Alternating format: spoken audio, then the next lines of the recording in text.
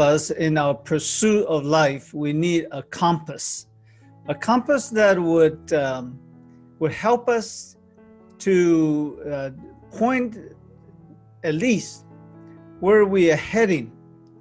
And you and I would choose our final destination, or our destination would like to be. But a compass would always kind of help us which way that is the right way. And I spoke about that. Let your compass, your moral compass, and also your life compass, that compass should be compassion. And compassion is that that not only you empathize for people, that you care and you feel for the person, but you also that you bring forth actions. So compassion is caring about people, and that you produce action that you to help others. And I also talked about that I grew up in a family that has no doctors at all. And so it was people that like Albert Schweitzer, Dr. David Livingstone. Both of them are medical doctors from Europe, and then they all went to Africa. And then I also mentioned the person, Mother Teresa, who went to Calcutta. And all those three people that really kind of influenced me and also that inspired me to, wow, it says, oh, this is something that I want to do. This are the people who kind of, hey, one day I want to be like them in some way. And so that is what people who inspire me. And therefore, just getting on the vocabularies, that people who inspire you or I or in me, and then therefore that we produce that we have an aspiration to become somebody. The Olympic is coming up. When we see somebody who the athlete do very well, it could be an inspiration for you. And if you have an aspire, or if you aspiration to be somebody who is a great gymnast or a great athlete. And so that aspiration is also your hopes, your dreams, your passions, your desires. My dreams, is a little bit different, because I came to America when I was just the end of my junior high school. And I came with my parents. My English is very rudimentary. We just had 3 years in the English in Taiwan. And so, but these are the people who inspire me. When I was in the church, our church was very close to a medical school. And the medical school, they had some Christian medical students. And so they were teaching us in Sunday school. And then they also invited us. And my mother made a point that helped me, took me to their dorms, and I got to see their skeleton set. And they were saying they would have to feel those bones and name all the parts. And so they were very, what they were doing and what they were studying fascinated me, even though they were just maybe less than 10 years older than me. But I really enjoyed spending time with my Sunday school teacher, who were medical students and who were there in their residency. And so and they took me to the autopsy rooms, and then I thought, wow. While other kids, they said, ooh, they were trying to hold their nose, and then they were saying, yucky. I thought, wow, this is fun. This is what I want to do. So, and they also talked about they want to become doctors to help people. They want to go down to the people, villages where there's a medical needs, and that really kind of opened my mind. Wow, that's what you could do. You could use what you learn and what you are very good at, and to help people, and that's why. But I also knew that was very difficult. It is sort of like this goldfish here trying to jump from it's a little fishbowl into a bigger fishbowl, and not knowing what would happen.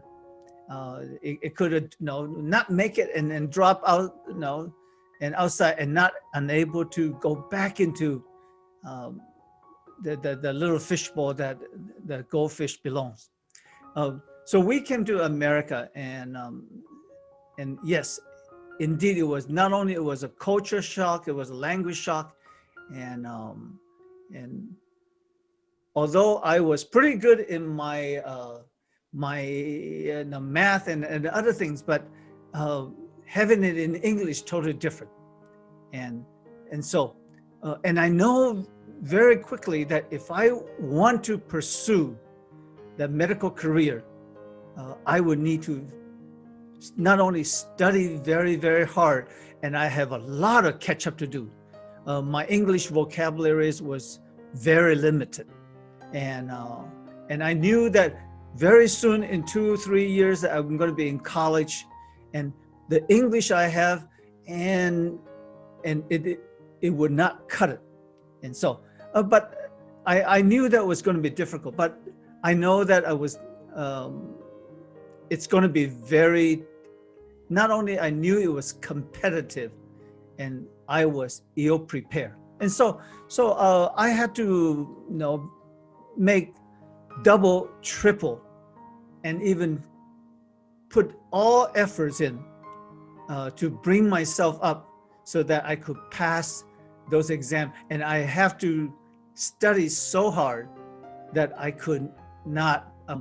But medical school, the best I could describe is, it is a very good goal to have. If that is what you really inspire you, and it's your dream. And however, I would have to be very honest with you that it is very, very, very competitive. It is one of the most competitive field to go into. However,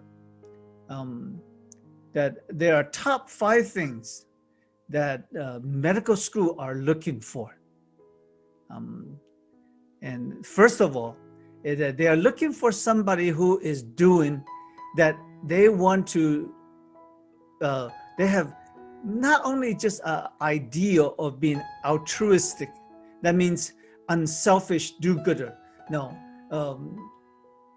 they want to have somebody that not only says, hey, I want to save the world, but no, they want that person who is realistic in what I would like to do, and that it could help. It could be in, I would like to go into a not well-served area like Indian reservation or in rural area. But then they're also looking for people who are compassionate and empathetic. Do you see that? That this compassion, people who care about taking care of people, not just making money.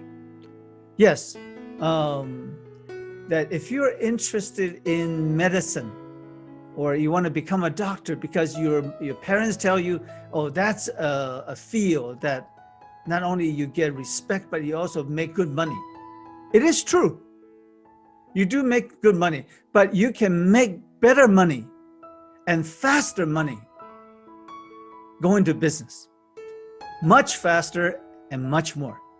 So But so they are looking for people that who really care that about doing good, and then who are compassionate, and people who are responsible.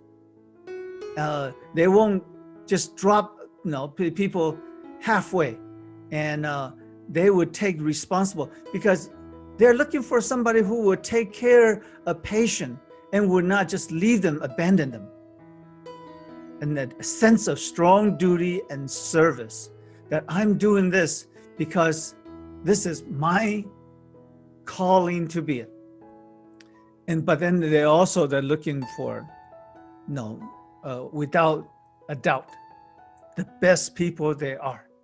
Excellence and scholarship. That means they're smart and they are very, very bright. Many of you could be applying for medical school in even 3 years, but because you'll be doing that in college. And so think about this. I would also challenge you that if you're looking for a model, somebody to get to understand more about medicines, and you also need to develop that, I am really, I want to do this because I feel that this is what I need to do. And you learn to build your sense of responsibility, duty, and service, and you prepare yourself scholastically, and you're doing very well in school. This is not a field that you could slack off. And I won't go into the detail how hard you have to study. It does not mean that you won't have fun, but it does build character. And so and I'll just give you some hints. I was surprised that there are so many very wonderful websites that even tells you, give you instruction on how to help you with. But if you're interested in it, you can come and talk to me, and then also the latest speaker. You need to get some medical experience. Ask your parents of a friend, and you go where you go to shadow them. You watch them, and you learn, and then also you have get yourself involved in extracurricular activities, doing research, service, and Uncle Jimmy here, he encouraged you to do service. Yes, that's what you need to do. Not just make you stand out, but it helps you to organize. Because doctors, you take charge of somebody's health problem and his and her life, and you manage it. So that's what you need to do. And another thing is very good is learn another language, learn a new culture, and then you start to decide now, what is it that you want to major in that you are very good at? Because you need to be at least very good at something. Okay, I want to just and end my part with this. Is in Psalm chapter 37:4, it says, "Delight yourself in the Lord, and He will give your desires of your heart." You see, that and I mentioned that desires is same as dreams, aspirations, and what you want to do. And so that delight ourselves in the Lord, it means that we are close to God, and God will give you your heart's dream and desire. And okay, I want to introduce you to I have 4 kids. Lydia is my oldest one.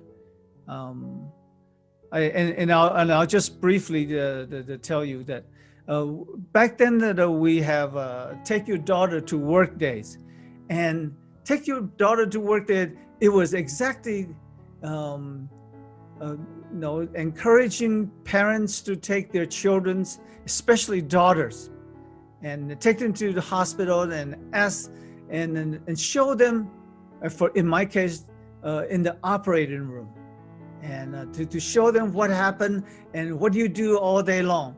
And hopefully that your children, especially your daughter, that they will know what the dad or mom is doing at work.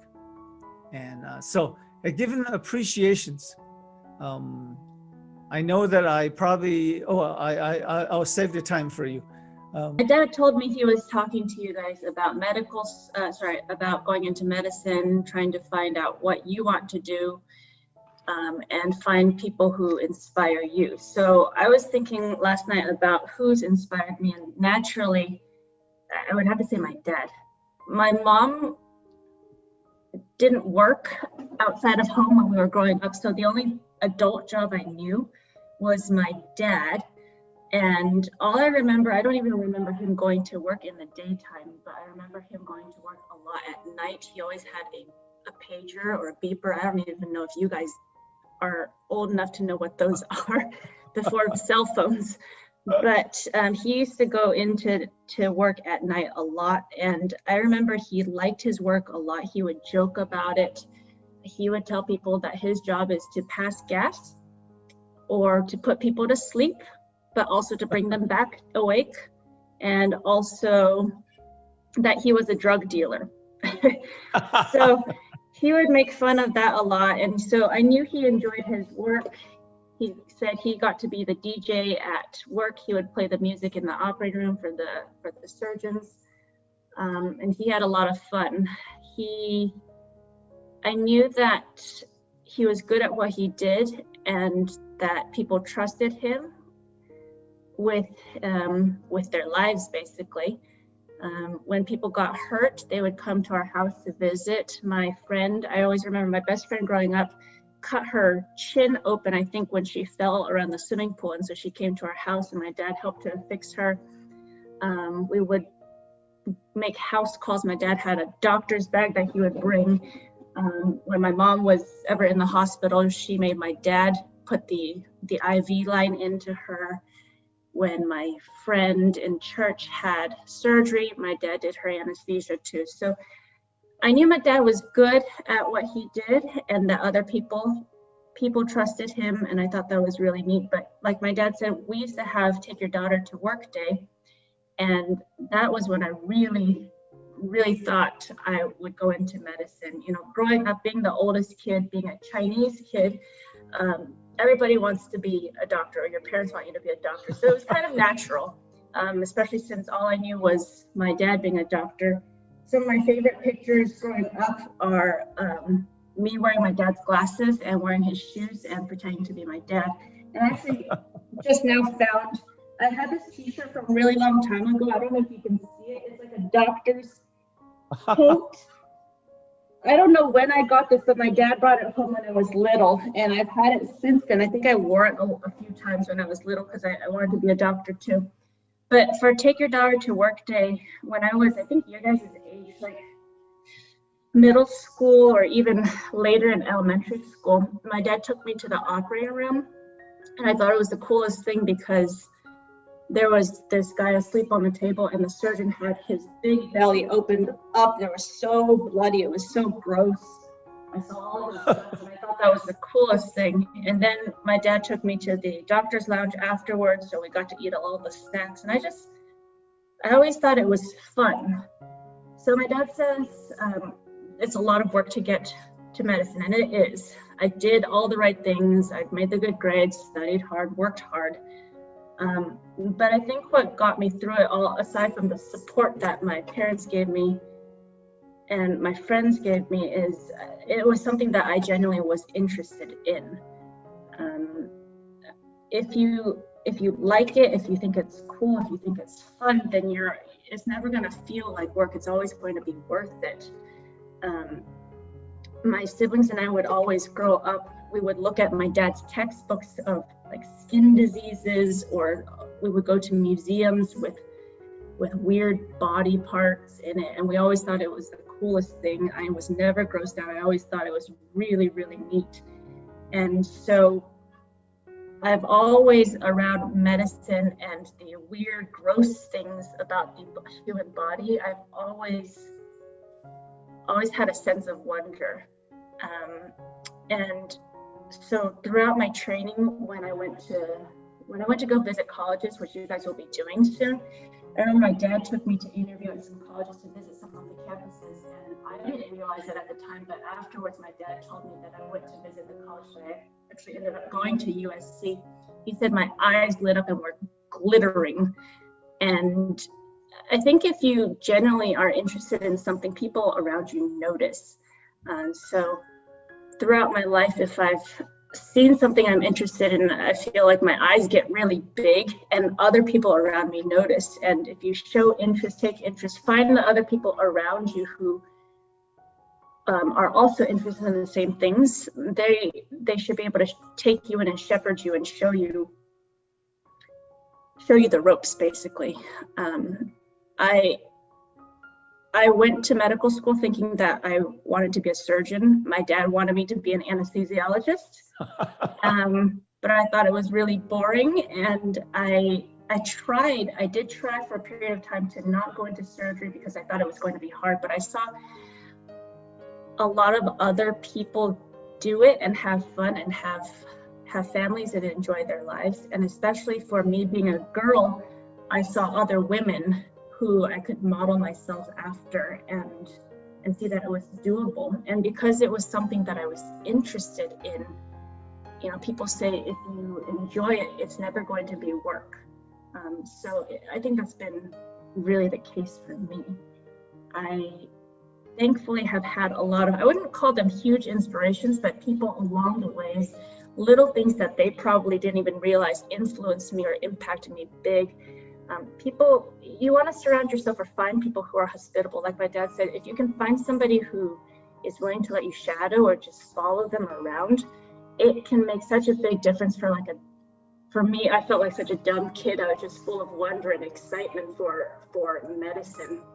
When I was thinking about going into orthopedic surgery, which is what I do, so we work on the bones and the muscles, the joints, fixing people and making them better.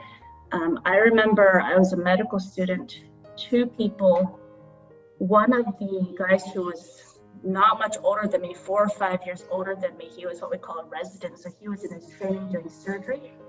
He let me run around the hospital holding these power tools, so I thought it was really cool.